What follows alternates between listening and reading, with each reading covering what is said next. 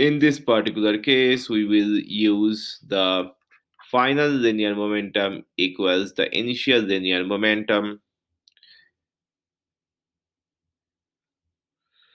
So final momentum is m1 plus m2 times the final velocity equals,